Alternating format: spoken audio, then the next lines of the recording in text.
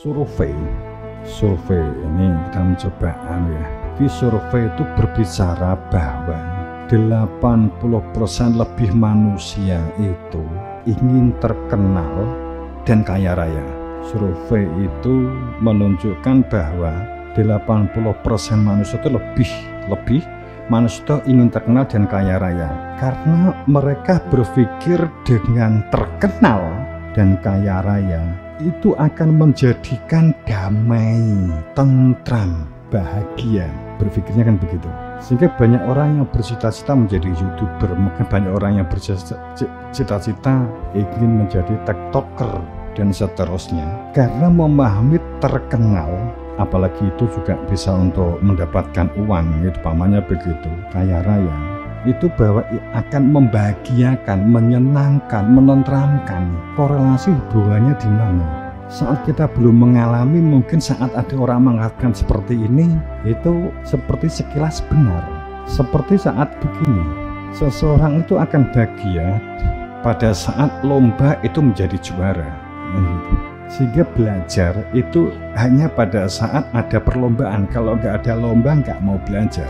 Itu kan juga adanya salah paham. Nanti kita ungkap datanya. Apa itu nggak boleh untuk merangsang saja, tapi juga tidak menjadi tujuan utama, tujuan pokok. Sekali lagi, survei itu berbicara 80% manusia itu ingin terkenal dan kaya raya. Dan lebih ironinya lagi adalah dengan cara pintas, sehingga TikToker hanya sekedar terkenal kemudian hanya jogetan, itu sangat banyak yang lainnya banyak. Dan fakta empiris, fakta di lapangan ternyata berkebalikan, tidak demikian. Kamu nggak kehitung di sini ini, kamu hanya terhitung sebagai berkeinginan masuk 80% atau enggak, yang ingin kaya dan ingin terkenal.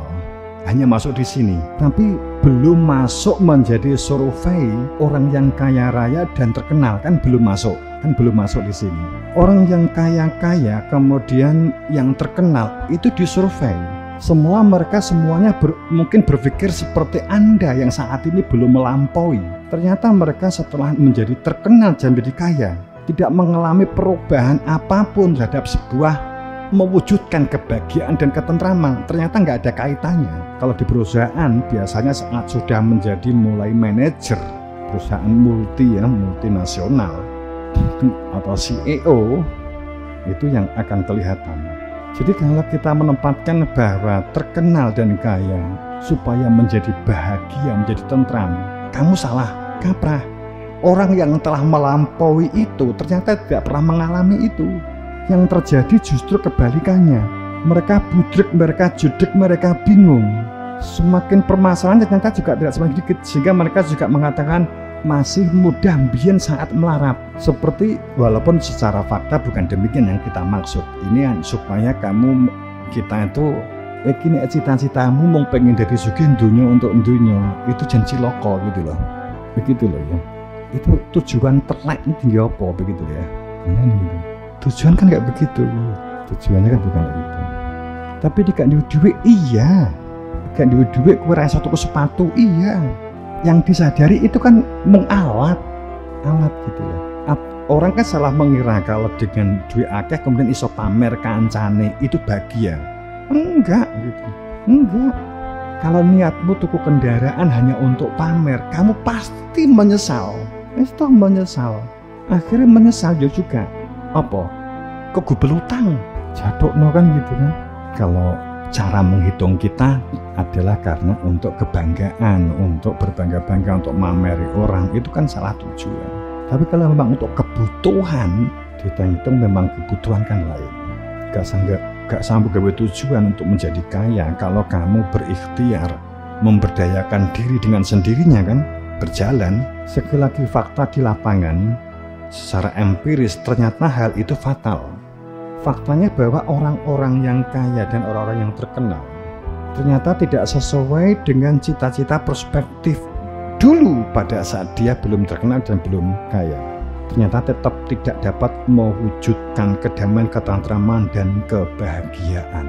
Cirikane Cik rikalane melarat itu duwe sikap pedulinya baik sekali. Pedah dipinjem tanggane, monggo, dipinjem kancane, monggo. Nek mobilmu wis duwe mobil didemek wis mulai nesu karo tangga. Mari bret. Itu faktanya. Jadi jangan salah niat, jangan salah tujuan. Jangan salah niat, jangan salah tujuan. Kebahagiaan tidak dapat dicapai dengan terkenal, ketentraman, kedamaian. Enggak. Itu hanya kesenangan sesaat. Itu hanya tampak menyenangkan bagi yang melihat saja. Bagi orang lain, terkenal. Pengaruh batin dalam jiwa, enggak. Sekali lagi, yang hasil survei, ternyata kebahagiaan, ketentraman, dan kedamaian itu dapat diwujudkan hanya dengan jika terjadinya hubungan harmonis yang komunikatif dan harmonis dengan orang-orang di sekitar kita, dengan keluarga kita, dengan orang-orang yang bersama dengan kita. Saya ulang, ini penting, semuanya penting. Fakta membuktikan, hasil survei membuktikan ternyata terkenal bahkan kaya raya itu tidak dapat mewujudkan kebahagiaan seperti bayangan perspektif awalnya. Ternyata yang dapat mewujudkan kebahagiaan, ketentraman, dan kedamaian itu dapat diwujudkan adalah hubungan yang harmonis, komunikatif dengan keluarga, dengan orang-orang yang ada di sekitar kita. Kamu terkenal tapi gak harmonis dengan lingkunganmu, dengan keluargamu, gak bahagia. Maka uang dan terkenal itu hanya alat untuk mewujudkan keharmonisan. Gak pakai itu gak apa-apa gitu.